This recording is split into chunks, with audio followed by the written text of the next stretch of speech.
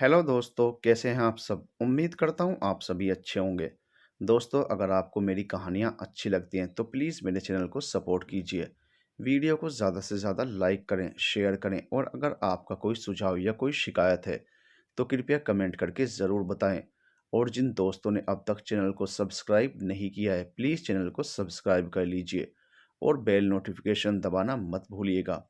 दोस्तों, आप हमें प्रेरित करते रहिए, हम आपके लिए अच्छी अच्छी कहानियाँ लेकर आते रहेंगे। चलिए दोस्तों, चलते हैं आज की कहानी की तरफ। दोस्तों, नारी भगवान की सबसे खूबसूरत रचना मानी जाती है। अगर देखा जाए तो धरती पर नारी का गुणगान सबसे ज़्यादा होता है। नारी को देवी की उपाधि दी गई है, उसे सरस्वती, दुर्गा, अन्नपूर्णा और भी ना जाने किन किन रूपों से पहचाना जाता है। लेकिन सिर्फ किताबों में और भाषणों में नारी धरती पर कितनी सम्मानीय है, इसकी सच्चाई जानने के लिए आपको ज़्यादा दूर जाने की ज़रूरत नहीं है। अपने आसपास ही अनेक उदाहरण मिल जाते हैं, कभी सड़क पर, कभी मंदिर पर, तो कभी बाजार में, कभी अड़ोस पड़ोस में, और ज़्यादा करीब से देखना हो तो अपने घर पर ही देखने की कोशिश कीजिए। क्या किताबों में जो लिखा है उसका 50% मान सम्मान भी हम अपने घर की नारी को देते हैं, या फिर नारी अपने ही घर में उसे मिलने वाले सम्मान से सम्मानित महसूस करती है? शायद नहीं। वो हर हाल में खुश है क्योंकि ऊपर वाले ने उसकी प्रवृत्ति ही कुछ ऐसी बनाई है। जहाँ जैसा माहौल मिल गया बस उसी में घुल गई। पर दिल के एक कोने में हमेशा एक ना एक दर्द पलता है, और कोई भी दर्द जब हद से गुजर जाता है तो कहते हैं नासूर बन जाता है। पर नारी का दर्द जब हद से गुजरता है तो नारी को एक नई पहचान देता है और समस्त पुरुष समाज को नतमस्तक कर देता है। ये कहानी एक ऐसी ही नारी की है जिसने अपने जीवन में हर परिस्थिति को हंसकर स्वीकार तो किया, पर भाग्य का लिखा नहीं माना, बल्कि अपना भाग्य अपने हाथों लिखकर परिस्थितियों को ही बदल दिया। अंधेरा होने लगा था, नीलम अभी तक घर नहीं लौटी थी। सरस्वती जी की धड़कनें चिंता के कारण तेज हो रही थी। सुबह नीलम कॉलेज गई थी। आज कॉलेज में खेल प्रतियोगिताओं का आयोजन किया गया था। नीलम बचपन से ही खेल कूद की शौकीन थी, किंतु एक उम्र के बाद विजय जी ने अपनी बेटी का खेल कूद में भाग लेना बंद करवा दिया। बस खेल देखने की इजाज़त थी। जाते समय नीलम ने कहा था कि वो 4 बजे तक आ जाएगी, किंतु सर्दियों की रात 7 बजने वाले थे। अंधेरा हो चुका था। सरस्वती जी की चिंता और गुस्सा बढ़ता जा रहा था। तभी घर के बाहर टैक्सी रुकने की आवाज़ आई।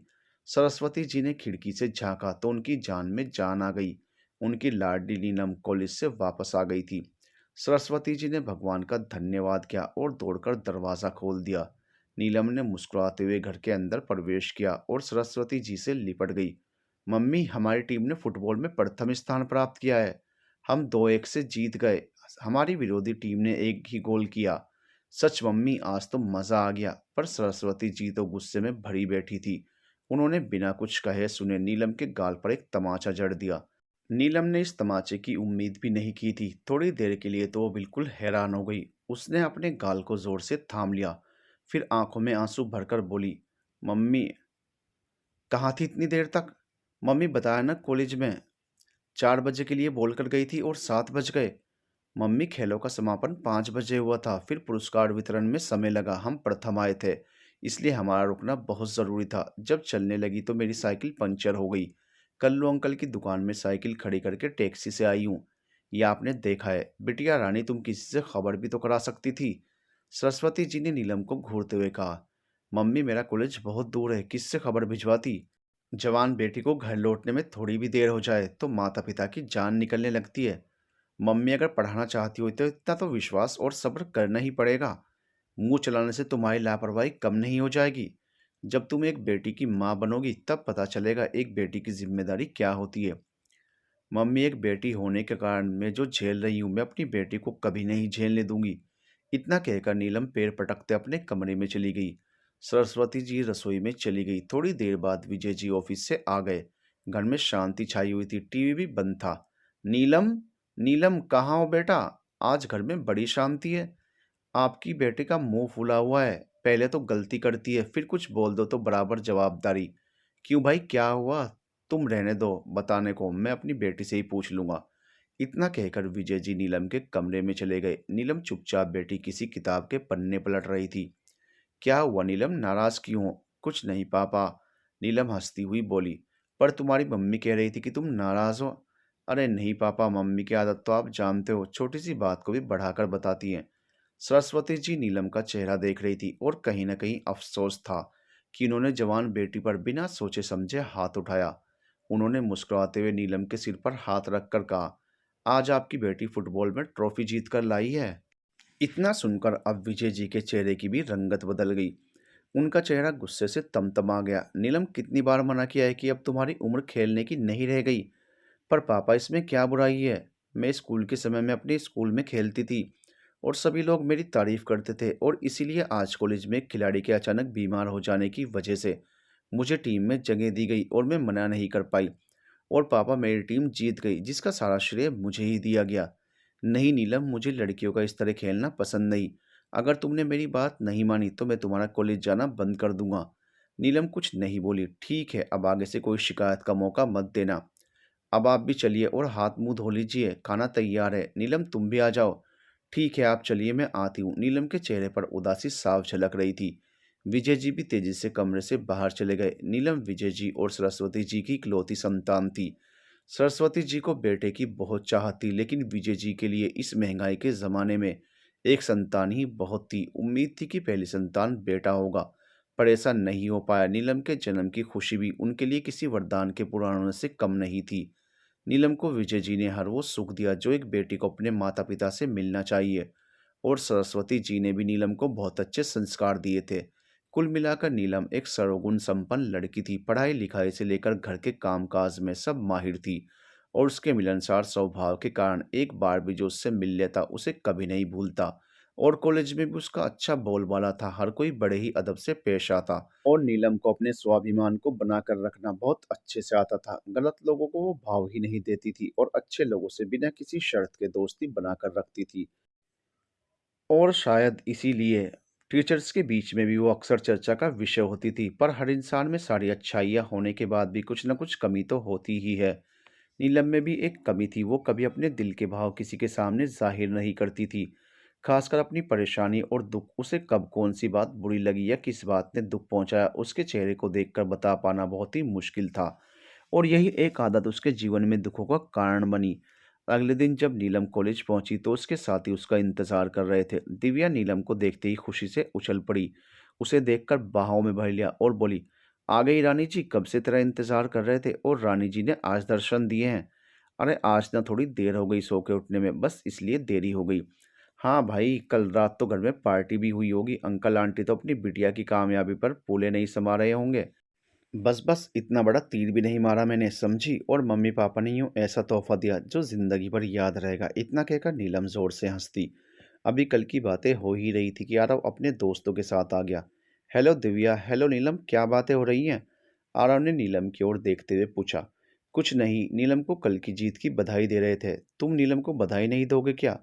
मैं भी इसीलिए आया था। आज तो पूरे कॉलेज में तुम्हारी ही टीम की बातें हो रही हैं। मुझे नहीं पता था कि तुम्हें पढ़ाई के साथ साथ खेलों में भी रुचि है, वरना अपने कॉलेज की टीम में मैं तुम्हारा नाम सबसे ऊपर रखता। नीलम धीरे से मुस्कुरा दी। अरे कभी जानने की कोशिश तो की होती, तब पता चलता। दिव्या, अब तुम ज्यादा बोल रही हो। नीलम ने दिव्या को आंख दिखाई। कम से कम बोल तो रही है। तुम तो ऐसे खड़ी हो कि मुझे जानती ही नहीं। अभी मैंने दूर से देखा तो तुम खूब बोल रही थी और मुझे देखते ही चुप हो गई। नहीं, ऐसी कोई बात नहीं है, नीलम बोली। फिर कैसी बात है, यही बता दो। दिव्या ने नीलम से कहा, तुम लड़कियों की बातें मेरी समझ से परे हैं, मैं जा रहा हूँ। नीलम, इतनी शानदार जीत मुबारक हो। धन्यवाद आरव, नीलम बोली और चुप हो गई। इस चुप्पी का राज ये था कि नीलम मन ही मन आरव से प्यार करती थी, लेकिन उसने आरव के सामने अपने प्यार को कभी जाहिर नहीं किया था।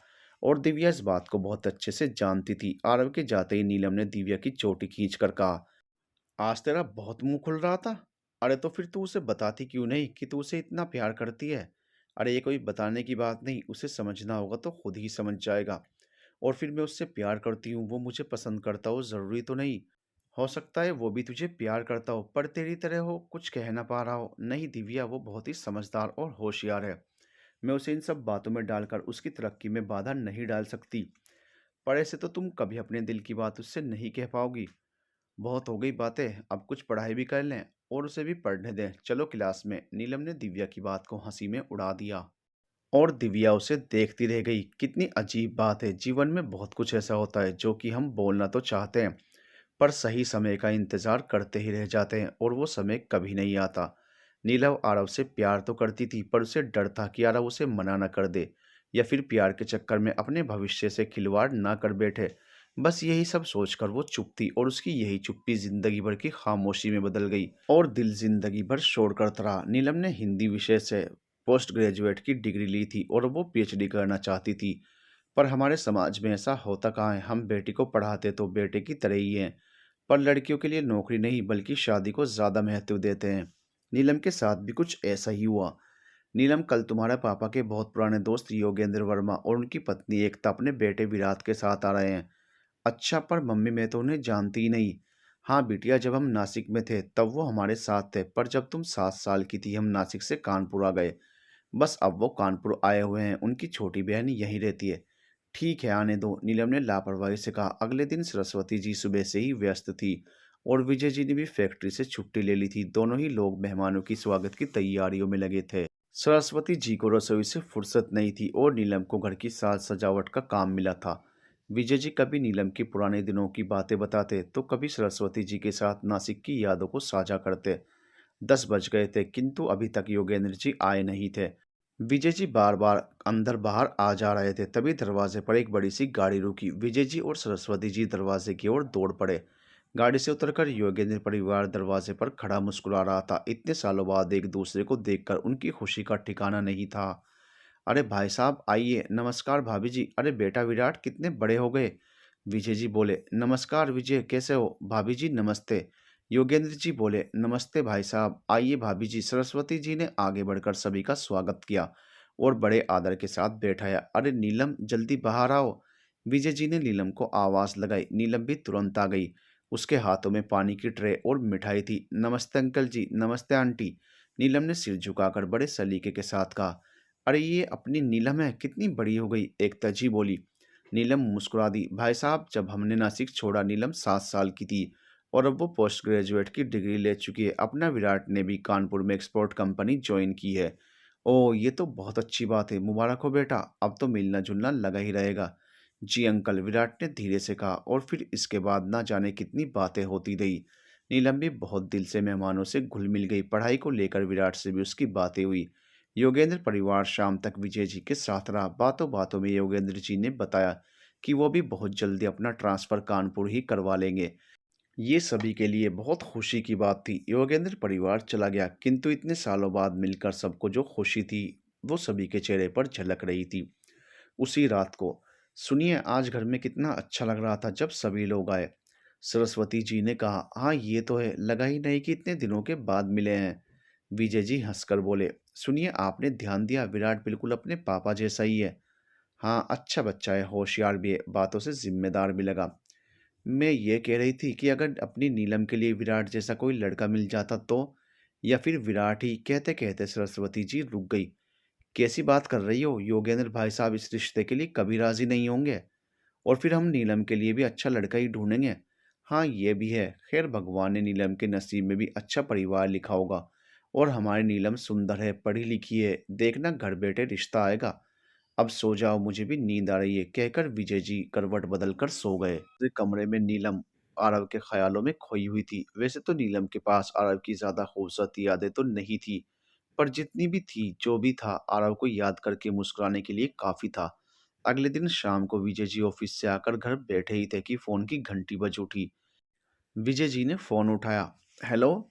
अरे योगेंद्र भाई साहब, कैसे हैं आप। विजय जी बोले। हम ठीक हैं विजय जी, आपसे एक ज़रूरी बात करनी थी। हाँ हाँ बोलिए, विजय जी ने जवाब दिया। नहीं, फ़ोन पर नहीं, कल आप लोग हमारे घर पर आइए खाने पर, हमें अच्छा लगेगा। योगेंद्र जी बोले। ठीक है, हम कल शाम को मिलते हैं। ठीक है, नमस्कार। इतना कहकर योगेंद्र जी ने फ़ोन रख दिया। सरस्वती जी वहीं खड़ी सारी बातें सुन रही थी। लगता है उन्हें हमारी नीलम पसंद आ गई। फिर वही बात, ऐसा कुछ नहीं है। अब विराट को यही नौकरी करनी है, इसलिए उससे संबंधित बात करनी होगी। तुम औरतों की बुद्धि भी शादी ब्याह से आगे काम नहीं करती।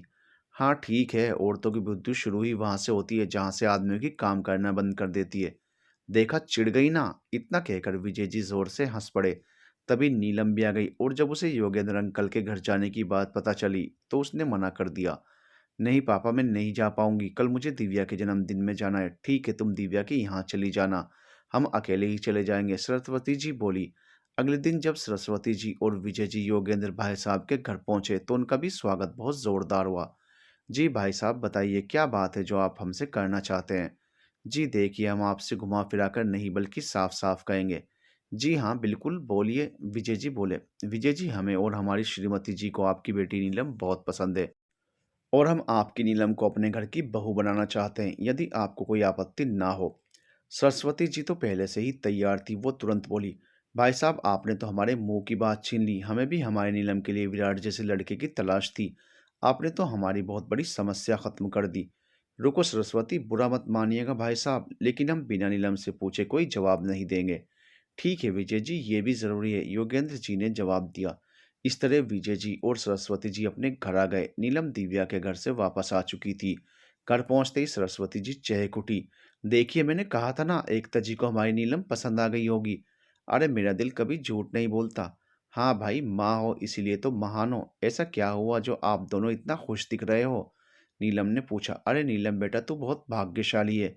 अपने योगेंद्र भाई साहब और एकता ने तुम्हें अपने बेटे विराट के लिए पसंद किया है। वो तुझे अपनी बहू बनाना चाहती हैं, सरस्वती जी ने नीलम से कहा। पर मम्मी, आपने क्या कहा? क्या आपने भी हाँ कर दी? नहीं बेटा, अभी हाँ तो नहीं की, पर हमारी तरफ से हाँ ही समझो, विजय जी ने जवाब दिया। पापा, मैं अभी शादी नहीं करना चाहती, अभी मुझे पीएचडी करनी है, उसके बाद नौकरी, अभी शादी के लिए बहुत समय है। बिटिया रानी, नौकरी करने के लिए सारी उम्र पड़ी है। अगर लड़कियों की समय से शादी ना हो तो वो घर परिवार और समाज पर बोझ बन जाती है। सरस्वती जी गुस्से से बोली। सरस्वती, पागल हो गई हो क्या? जो मुंह में आ रहा है बोले जा रही हो। हमारी बेटी हमारे लिए कभी ना बोझ है और ना रहेगी। मुझे भी पता है, पर आप ही देखिए कैसे शादी के लिए मना कर रही है। देखो नीलम, समझदारी से काम लो बेटा, विराट बहुत ही अच्छा लड़का है और उसके परिवार को भी हम बहुत अच्छे से जानते हैं। बिटिया, तुम उस घर में बहुत खुश रहोगी। पर पापा, इतनी जल्दी शादी? मैंने तो अभी सोचा भी नहीं। मैं जानता हूँ बेटा, सब कुछ इतना अचानक हो रहा है कि हमें भी बहुत कुछ समय से पहले सोचना पड़ेगा। पर बेटा, सब ठीक हो जाएगा। नीलम चुपचाप अपने कमरे में चली गई। बड़ी मुश्किल थी, इच्छा भी पूछी जा रही थी और सहमति भी देनी थी। कितना मुश्किल होता है बेटी होना। अक्सर हमारी सहमति ना मिलने पर अपने ही रूठ जाते हैं और सहमति देने से हम खुद टूट जाते हैं। अगले दिन, मम्मी, मैं थोड़ी देर के लिए दिव्या के घर जा रही हूँ, नीलम ने सरस्वती जी से कहा। ठीक है जाओ, पर अभी कल ही तो उसके घर गई थी। जाओ, पर जल्दी आ जाना, हो सकता है आज विराट और उसके घर वाले शाम को तुझसे मिलने आए। ठीक है मम्मी, इतना कहकर नीलम अपनी सहेली दिव्या के घर पहुंच गई और दिव्या से सारी बात कह सुनाई। दिव्या बोली, नीलम, मैंने तो तुमसे पहले ही कहा था कि आरव को अपने दिल की बात कह दे, पर बात तेरी समझ में नहीं आई। अब मैं भी तेरी बात उस तक नहीं पहुंचा सकती, क्योंकि ना तो मुझे उसका घर पता है ना तुझे। यार, मैंने ये तो सोचा ही नहीं था कि यूं अचानक मेरी शादी की बात होने लगेगी, और मैं तो ये भी नहीं जानती कि वो मुझे प्यार करता भी है या नहीं। ठीक है, उसका दोस्त कल्याण मेरे घर के पास ही रहता है, दूध की दुकान पर मेरी अक्सर उससे मुलाकात होती है, मैं उससे बात करूंगी। नीलम घर वापस आ गई। शाम को सच में विराट और उसके माता पिता नीलम से मिलने आ गए। नीलम को छोड़कर सब कुछ सामान्य था, वो सभी के साथ होते हुए भी अकेली किसी और दुनिया में खोई हुई थी। थोड़ी देर बाद योगेंद्र जी बोले, बेटा नीलम, आज हम सिर्फ तुमसे मिलने आए हैं। बेटा, तुम्हें इस शादी से कोई एतराज़ तो नहीं है? उसने अपने माता पिता की ओर देखा, जो कि उम्मीद भरी निगाहों से उसी की ओर देख रहे थे, और फिर उसे मम्मी की कल रात वाली बात याद आ गई। तुरंत मुस्कुराकर धीरे से बोली, नहीं अंकल जी, मुझे इस शादी से कोई इनकार नहीं है, पर मेरी आप लोगों से एक विनती है। आशा है आप मुझे बेटी मानकर मेरी इच्छा ज़रूर पूरी करेंगे। एकता जी बोली, हाँ नीलम, बोलो तुम्हारी क्या इच्छा है? आंटी जी, मैं इस शादी के बाद पीएचडी करना चाहती हूँ। जी बिल्कुल, हमें कोई परेशानी नहीं है। इससे पहले कि एकता जी कुछ बोलती, विराट ने नीलम की बात का जवाब दे दिया। एकता जी आगे कुछ नहीं बोली। तो फिर विजय जी, बात पक्की? हम जल्दी से जल्दी शादी का मुहूर्त निकलवा कर आपको खबर कर देंगे, योगेंद्र जी बोले। पर भाई साहब, दान दहेज? अरे आप अपना हीरा हमें सौंप रहे हैं, और क्या चाहिए? बाकी सब कुछ है हमारे पास, अब आप बस शादी की तैयारी करें। सरस्वती जी के इशारे पर नीलम ने योगेंद्र जी और एकता जी के पैर छूकर आशीर्वाद ले लिया, और उसी पल से शादी की योजनाएं बननी शुरू हो गई। 2 दिन बाद, क्या तूने शादी के लिए हाँ कर दी? दिव्या ने नीलम से आश्चर्य से पूछा। हाँ कर दी, हाँ, नीलम धीरे से बोली। और आरव, उसका क्या? आरव, आरव मेरे दिल का एक वहम है, उससे ज्यादा कुछ भी नहीं। क्योंकि अगर उसके दिल में मेरे लिए थोड़ी भी जगह होती तो कभी तो मुझे एहसास होता। पर तेरे अपने दिल का क्या, जो है उसे छोड़कर जो नहीं है उसके पीछे भागना क्या ठीक होगा? और तेरी पढ़ाई? दिव्या ने पूछा। वो मैंने बात कर ली है, विराट खुद मुझे आगे बढ़ाने के लिए तैयार है। जब तूने निर्णय ले ही लिया है तो मैं भी अब तेरी शादी की तैयारी शुरू कर दूं। हाँ, देखना मेरी एक हाँ से कितने लोग खुश हो गए। Mummy papa uncle aunty Virat और तू। अच्छा, और तू? दिव्या ने नीलम की आंखों में झांक कर कहा। अरे सब खुश तो मैं खुश, नीलम हंसकर बोली। और फिर सुना है ना कि हमें अपने माता पिता को कभी नाराज नहीं करना चाहिए। और फिर वो हंसते हुए दिव्या के लिए चाय बनाने चली गई। दिव्या सोचने लगी, नीलम किस मिट्टी की बनी है, हमेशा दूसरों की खुशी में ही खुशी ढूंढ लेती है। और फिर उसका सोचना भी ठीक है, आरव उसके लिए एक हसीन ख्याल से ज्यादा तो कुछ भी नहीं। कुछ दिनों बाद योगेंद्र जी भी अपना तबादला कराकर कानपुर आ गए। और कुछ महीनों बाद बड़ी धूमधाम से नीलम और विराट की शादी हो गई। विजय जी ने अपनी इकलौती बेटी की शादी में कोई कसर नहीं छोड़ी। बारातियों के स्वागत से लेकर लेन देन तक में कोई कमी नहीं रखी। और फिर नीलम आरव का ख्याल छोड़कर विराट के साथ ससुराल आ गई। पूरे दिल से समर्पित होकर ससुराल में पैर रखते ही नीलम के मन में ख्याल आया कि आज वो अपने घर आ गई। उसे याद आया जब मम्मी ने कहा था कि समय से शादी ना हो तो बेटियां माता पिता पर समाज पर बोझ हो जाती हैं। माँ की बात याद करते ही उसकी आंखें भीग गई। जी में आया, दहाड़े मार मार कर रोए। क्या इतना ही रिश्ता होता है माता पिता और बेटी का? माता पिता कितना प्यार देते हैं अपनी बेटी को। जन्म लेते ही उसकी हर जरूरत का ध्यान रखा जाता है। हर इच्छा हर जिद पूरी की जाती है। और फिर जब वो बड़ी होने लगती है तो उसकी इच्छा और जिद नहीं बल्कि उम्र पर ध्यान चला जाता है। बचपन से ही बेटियों को भी बेटों की तरह पढ़ाई का महत्व समझाया जाता है। और पढ़ाई के बाद उनके अपने पैरों पर खड़े होने का समय आता है। अपनी पहचान बनाने का समय आता है, अपनी काबिलियत साबित करने का समय आता है। तो उन्हें ससुराल का रास्ता दिखा दिया जाता है, ये कहकर कि अब वो घर तुम्हारा है। नीलम के दिमाग में विचारों का युद्ध चल ही रहा था कि उसके कानों में आवाज आई। नीलम बेटा, कहाँ खोई हो? ये चावल भरा कलश अपने सीधे पैर से घर के अंदर की ओर गिराकर गृह प्रवेश करो। ये एकता जी की आवाज़ थी। नीलम ने अपने मोटे घूंघट के अंदर से झांकने की कोशिश की और कलश पर पैर मारकर घर के अंदर आ गई। मुबारक हो एकता, बहू घर आ गई, अब आराम करो, बुआ जी बोली। हाँ दीदी, ये तो है, जब से इस घर में ब्याह के आई एक दिन भी आराम नहीं मिला, अब चैन की रोटी खाऊंगी। चलो अब बाकी की रस्में थोड़ी देर बाद होंगी, नीलम को भी कुछ देर आराम कर लेने दो। एकता जी बोली। लाली बहू को उसके कमरे में पहुंचा दो, एकता जी अपनी छोटी बहन से बोली। अब ये विराट कहाँ गायब हो गया, उसको बोलो वो भी आराम कर ले, एकता जी ने इधर उधर देखते हुए कहा। भाभी अब विराट की चिंता छोड़ दीजिए, अब बहू आ गई है। बुआ की बात सुनकर सब लोग हंस पड़े। ऐसा नहीं होता है कि शादी हो गई तो बेटा अपना नहीं रहता, बेटे के बच्चे भी हो जाए माँ के लिए तो बेटा छोटा ही रहता है। सारी जिंदगी माँ को अपने बच्चों की चिंता होती है। और फिर विराट मेरा इकलौता बेटा है, उसके लिए पत्नी बाद में और माँ पहले ही होगी। भगवान करे भाभी ऐसा ही हो, पर ऐसा होता बहुत कम है। एकता जी चुप हो गई। एक एक करके सारी रस्में पूरी हुई और 2 दिन में सारे रिश्तेदार भी अपने अपने घर चले गए। नीलम विराट के साथ बहुत खुश थी और घर के लोग नीलम से बहुत खुश थे। घर में नीलम का बहुत ख्याल रखा जाता था और शादी के 4 महीने बाद नीलम पूरी तरह विराट के परिवार में रच बस गई। सुबह उठकर घर के पूरे काम, खाना पीना, सास ससुर की सेवा पानी, सारी जिम्मेदारी नीलम के कंधों पर आ गई। एकता जी भी सास बनने का पूरा मजा ले रही थी और योगेंद्र जी भी छोटे छोटे कामों के लिए नीलम पर ही निर्भर होते जा रहे थे। शादी के बाद शुरू शुरू में तो विराट छोटे मोटे कामों में नीलम की मदद कर देता, पर धीरे धीरे वो भी अपने सारे काम नीलम पर छोड़ने लगा। और सबसे बड़ी बात, उसे अपने सारे सामान सारा काम सुव्यवस्थित तरीके से ही पसंद थे। और नीलम भी कम नहीं थी, वो भी विराट की हर बात का ख्याल रखने में माहिर हो चुकी थी। अब तो उसका मायके जाना भी कम हो गया था, फ़ोन पर ही मम्मी पापा से बात हो जाती थी। पर वो खुश थी, इसलिए मम्मी पापा को भी नीलम की कम चिंता होती थी। शादी को 1 साल हो चुका था। बात बात पर हंसने वाली नीलम अब पहले की अपेक्षा कम हंसने लगी थी। उसे अपने जीवन में कुछ खालीपन सा लगने लगा था। वो एक दिन विराट से बोली, विराट मैं आगे पढ़ना चाहती हूँ। आपने शादी के पहले कहा भी था कि आप मुझे पीएचडी करवा देंगे। नीलम तुम्हें किस चीज़ की कमी है, अब पढ़ लिख कर क्या करोगी? विराट, पीएचडी ही मेरा सपना है और मैंने शादी से पहले ही आप लोगों से कहा था। नीलम जिद मत करो, तुम्हारी पढ़ाई से घर के कामों में दिक्कतें आएंगी। मैं सुबह ऑफिस चला जाता हूँ, मम्मी पापा की पूरी जिम्मेदारी तुम्हारी ही होती है। 10 रिश्तेदार आते हैं कानपुर में, सभी का आना जाना लगा रहता है, उनका भी तुम्हें ख्याल रखना है। पर विराट, आपने तो कहा था कि आप मुझे आगे पढ़ने देंगे। देखो नीलम, उस समय मेरी भी शादी नहीं हुई थी। मुझे शादी के बाद की परिस्थितियों का एहसास नहीं था।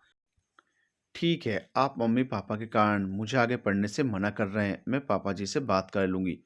विराट कुछ नहीं बोला। नीलम योगेंद्र जी के पास पहुँच गई। पापा जी, मुझे आपसे कुछ बात करनी है। हाँ नीलम बेटा, बोलो। पापा जी, मैं आगे पढ़ना चाहती हूँ। इससे पहले कि योगेंद्र जी कुछ बोलते, पास ही बैठी एकता जी बोल पड़ी। बहू रानी, अब पढ़ाई की नहीं, आगे के भविष्य की चिंता करो। भविष्य के लिए ही तो कह रही हूँ मम्मी जी। नीलम, शादी के बाद घर परिवार की जिम्मेदारी पहले होती है, और अब तो शादी को 1 साल हो चुका है। हम भी चाहते हैं कि घर में बच्चे खेलें। पर पापा जी, आपने कहा था। पापा जी ने नहीं, तुम्हारे पति ने कहा था। मैं तो उस समय भी मना करने जा रही थी, पर मेरी किसी ने सुननी ही नहीं चाहिए। पापा जी, आप कुछ नहीं कहेंगे क्या? नीलम ने उदास होकर पूछा। नीलम बेटा, मैं तो हमेशा से ही बेटियों की पढ़ाई लिखाई के पक्ष में हूँ। मैं भी चाहता हूँ कि तुम पढ़ो, आगे बढ़ो, पर बेटा, तुम्हारी मम्मी जी का भी कहना सही है। अब उनकी भी उम्र हो गई है, घर के काम उनके बस के नहीं। ऐसे में तुम किताबें खोलकर बैठोगी या घर के काम करोगी? पापा, मैं सब कर लूंगी, नीलम ने कहा। बेटा, कहना आसान है, पर पीएचडी करना कोई आसान नहीं। पूरे 5 साल की पढ़ाई होती है, और 5 साल बहुत होते हैं। उस बीच और भी नई जिम्मेदारियां आएंगी। बेटा, गृहस्थी और पढ़ाई में फंस कर रह जाओगी। ठीक है पापा जी, इतना कहकर नीलम अपने कमरे में आ गई। नीलम उदास हो गई। कितनी उम्मीदें थी, उसने विराट की बात पर विश्वास किया था। शादी तो मैं वैसे भी कर लेती, पर अगर विराट ने हाँ की थी तो उसे अपनी बात पर कायम तो रहना चाहिए था। एक लड़की के लिए शादी के बाद क्या परिवार ही सब कुछ होता है? होता है, पर सब कुछ कभी नहीं होता। उसकी अपनी इच्छा का क्या, उसके अपने सपने जिन्हें पूरा करने के लिए वो दिन रात एक कर देती है। और शादी होने के बाद उसके सपनों का कोई मोल नहीं रह जाता। सबकी जिम्मेदारी निभाते निभाते वो शायद खुद को भूल जाती है। नीलम को किसी से कोई शिकायत नहीं थी। उसे गुस्सा आ रहा था तो सिर्फ विराट पर। अगर विराट चाहते तो उसके लिए आगे की पढ़ाई कोई मुश्किल काम नहीं था। अभी नीलम इन्हीं ख्यालों में खोई थी कि उसे एकता जी की आवाज़ सुनाई दी। अरे नीलम बेटा, एक गिलास पानी तो दे दो, मेरे घुटने में अचानक दर्द शुरू हो गया है। नीलम तुरंत पानी लेकर एकता जी के पास पहुंच गई। मम्मी जी, आपके पैरों में तेल लगा दूं? नीलम ने बड़े प्यार से पूछा। नीलम बहू, तुम्हारी यही आदत हमें बहुत पसंद है। क्या मम्मी जी? नीलम ने मुस्कुराकर पूछा। यही जो हर समय हर हाल में हंसती रहती हो। हंसती रहा करो, इससे चेहरे में चमक बनी रहती है। नीलम जोर से हंस दी। मम्मी जी, ये मेरी बचपन की आदत है। अच्छा बहू सुनो, कल मैंने घर में कीर्तन रखा है, सारी तैयारी कर लेना। ठीक है मम्मी जी, आप चिंता मत कीजिए, सब हो जाएगा। अगले दिन शाम को योगेंद्र जी के घर में रौनक थी। मोहल्ले पड़ोस की बहुत सी महिलाएं इकट्ठा हुई थी। नीलम दौड़ दौड़ कर आने वालों का स्वागत कर रही थी। तभी किसी की आवाज आई। अरे नीलम, शादी का 1 साल हो गया, खुशखबरी कब सुना रही हो? नीलम कुछ नहीं बोली, पर एकता जी तुरंत बोल पड़ी। अरे बहन, आजकल की लड़कियों में माँ बनने की इच्छा होती ही कहाँ है। उन्हें तो बस पढ़ाई ही दिखती है। पढ़ लिख कर कलेक्टर बनना चाहती हैं। करियर के आगे घर परिवार सब फीके हैं। नीलम का मन दुखी हो गया। उसने तो कल की बात को दिल से निकाल दिया था, फिर भी मम्मी जी ने आज सबके सामने इतना कुछ कह सुनाया। आज नीलम को लग रहा था कि उसकी मेहनत, मम्मी पापा के लिए प्यार, सब पर पानी फिर गया। आज उसे अपने ही घर अपना नहीं लग रहा था। ना ये घर अपना, ना वो घर अपना। सोच सोच कर उसका सिर दर्द से फटा जा रहा था। रसोई में जाकर उसका दर्द आंखों से बह चला। आज पहली बार वो ससुराल में रोई थी। कीर्तन खत्म हुआ, सभी लोग अपने अपने घर चले गए। विराट ऑफिस से घर आया। नीलम को उदास देखकर बोला, क्या बात है नीलम, तबीयत ठीक नहीं है क्या? जी नहीं, मैं ठीक हूँ। नीलम हल्के से मुस्कुराकर बोली, लगता है थक गई हो आज। विराट ने कहा, हाँ थोड़ा सा आज सिर दर्द हो रहा है। नीलम ने कहा, आजकल की लड़कियों को जब देखो सिर दर्द ही होता रहता है। जरा जरा सी काम में थक जाती है। नीलम एकता जी की ओर देखती रह गई। नीलम बेटा, कुछ खाने को मिलेगा? पापा जी ने माहौल हल्का करने के लिए कहा। जी पापा जी, खाना तैयार है। नीलम बेटा, तुम्हारा खाना बहुत अच्छा बनता है। थैंक्स पापा जी, सारी जिंदगी मेरे हाथ के खाने की कभी तारीफ नहीं की, और आज ऐसी तारीफ कर रहे हो जैसे जीवन में पहली बार खा रहे हो। एकता जी चिढ़कर बोली। देखो, जो मेरे दिल में था मैंने कहा, अब तुम्हें जो समझ में आए समझो। योगेंद्र जी बोले। आओ नीलम बेटा, तुम भी खा लो हमारे साथ, योगेंद्र जी ने नीलम से कहा। नहीं पापा जी, मुझे भूख नहीं है। नीलम का दुख और बढ़ गया। नीलम, कल मुझे ऑफिस जल्दी जाना है, जल्दी उठा देना। विराट बोला। जी, इतना कहकर नीलम रसोई में चली गई। और जब रसोई के सारे काम निपट गए और वो कमरे में आई, विराट सो चुका था। रात हो चुकी थी, सभी लोग खाना खाकर सो चुके थे, लेकिन नीलम को नींद नहीं आ रही थी। आज उसका मन बहुत दुखी था। उसने तो सपने में भी नहीं सोचा था कि मम्मी जी उसके साथ ऐसा व्यवहार करेंगी। इतने दिनों में कभी उसने अपने बारे में नहीं सोचा था, यहाँ तक कि पिछले 4 महीने से एक ही शहर में होने के बावजूद वो अपने मम्मी-पापा के घर भी नहीं गई थी। पर कभी किसी को महसूस नहीं होने दिया कि उसे भी अपने मम्मी-पापा की याद आती है। और आज मम्मी जी ने सभी के बीच में साबित कर ही दिया कि वो उस घर की बेटी ही नहीं बल्कि बहू है। और आज विराट ने भी एक बार ये नहीं पूछा कि मैंने खाना क्यों नहीं खाया, आखिर कौन-सी बात मुझे परेशान कर रही है। नीलम को लगा कि अब वो इस घर में सिर्फ नौकरानी बनकर रह गई है, उसे सबका ख्याल रखना है। पर वो क्या चाहती है ये जानने की कोई कोशिश नहीं करता। सब लोग उसे अपने-अपने आराम के लिए प्रयोग कर रहे थे, हर कोई उस पर घर की ज़िम्मेदारी थोपकर खुद चिंता मुक्त था। क्या शादी के बाद यही जीवन होता है? माता-पिता के घर में बेटी बढ़ती उम्र के साथ बोझ बनने लगती है और ससुराल में तब तक सर्वगुण संपन्न है जब तक सभी की इशारों पर नाचती है। क्या यही एक लड़की की ज़िंदगी है? क्या ससुराल की यही परिभाषा है? ना जाने ऐसे कितने सवाल थे जो नीलम को सोने नहीं दे रहे थे। शादी के 2 साल बाद ही योगेंद्र जी हड्डी-गड्डी रुकने के कारण चल बसे। योगेंद्र जी के यूँ अचानक चले जाने से सभी लोग बहुत दुखी थे, किंतु नीलम समझदार थी, उसने सभी को सँभाला। नीलम की हँसने की आदत उसके पास किसी भी दुःख को ज़्यादा दिन टिकने नहीं देती थी। हर नकारात्मक परिस्थितियों तथा विचारों में भी वो सकारात्मक रहना जानती थी। वो जानती थी कि बातें बढ़ाने से सिर्फ बढ़ती हैं, इसलिए बात को ख़त्म करने के लिए चेहरे पर मुस्कान बहुत ज़रूरी है। और शायद इसीलिए उसकी घुटन का किसी को भी अंदाज़ा नहीं था। समय बीत रहा था, नीलम की शादी को 5 साल हो गए थे। अब वो 2 प्यारे-प्यारे बच्चों की माँ थी। अब उसकी ज़िम्मेदारी और बढ़ गई थी। सुबह से शाम कैसे हो जाती है पता ही नहीं चलता था। वैसे तो बच्चे हमेशा अपनी दादी के पास ही रहते थे, लेकिन छोटी-छोटी ज़रूरतों के लिए वो नीलम के पास ही आते थे। आते भी क्यों ना, आखिर नीलम उनकी माँ थी। एक दिन नीलम दोपहर का खाना बना रही थी। बच्चे अपनी दादी के पास खेल रहे थे, तभी दरवाजे पर दस्तक हुई। नीलम ने दरवाज़ा खोला, सामने विराट खड़ा था। "अरे! आप इतनी जल्दी आ गए?" नीलम ने हँसते हुए कहा। "हाँ," विराट ने जवाब दिया। तभी विराट का 3 साल का बेटा अभी पापा, पापा करते विराट के पैरों से लिपट गया। विराट ने भी बिना सोचे समझे उस छोटे से बच्चे के गाल पर तमाचा जड़ दिया। छोटा सा बच्चा अपनी गलती नहीं समझ पाया और जोर-जोर से रोने लगा। नीलम भी कुछ नहीं समझ पाई। बच्चे को बिना बात के मार खाते देख उसकी भी आंखों में आंसू आ गए। वो अभय को गोद में लेकर अपने कमरे में चली गई। विराट, बच्चे को बिना बात के क्यों मारा बेटा? एकता जी धीरे से बोली। मम्मी, मैं बहुत परेशान हूँ, विराट रुसवा होकर बोला। एकता जी घबरा गई। क्या हुआ बेटा? मम्मी, आज मेरी नौकरी चली गई, विराट बोला।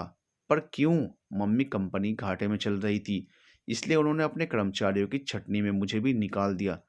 ऐसा कैसे कर सकते हैं वो लोग? एकता जी भी घबरा कर बोली। अब तो घर चलाना भी मुश्किल हो जाएगा। अभी तक तो तुम्हारी पगार और तुम्हारे पिताजी के जमा पैसों के ब्याज से घर अच्छे से चल जाता था, पर अब क्या होगा? पता नहीं मम्मी, समझ नहीं आ रहा क्या करें। नई नौकरी ढूंढने में भी 2-4 महीने तो लग ही जाएंगे। तभी नीलम आ गई, हंसते हुए बोली। बस इतनी सी बात, आप चिंता मत करिए, सब ठीक हो जाएगा। कैसे ठीक हो जाएगा बहू? एकता बोली। मम्मी, मैंने घर के खर्चों में थोड़ी सी बचत की है, 2-3 महीने तो आराम से चल जाएंगे। और अगर ज़्यादा परेशानी हुई तो मैं ट्यूशन पढ़ा लूँगी, सब ठीक हो जाएगा, आप परेशान ना हो। तुम जितना आसान समझ रही हो, बात इतनी सरल नहीं है। देखिए, मेरा ऐसा मानना है कि कोई भी समस्या इतनी बड़ी नहीं होती जिसका कोई समाधान ही ना हो। समय है, उतार चढ़ाव तो जीवन में लगे ही रहते हैं, बस हमें संयम बनाकर रखना पड़ता है। ठीक कहा भाऊ, अब तुम ही विराट को समझा सकती हो। अगले ही दिन से नीलम ने घर के सारे खर्चे अपने सिर ले लिए। वो हमेशा कोशिश करती कि विराट के नौकरी जाने का एहसास ना हो, लेकिन विराट बात बात पर नीलम को डांट देता, बच्चों से भी दूर दूर रहता। नीलम उसे बहुत समझाने की कोशिश करती, पर विराट उसका गलत अर्थ लगाता।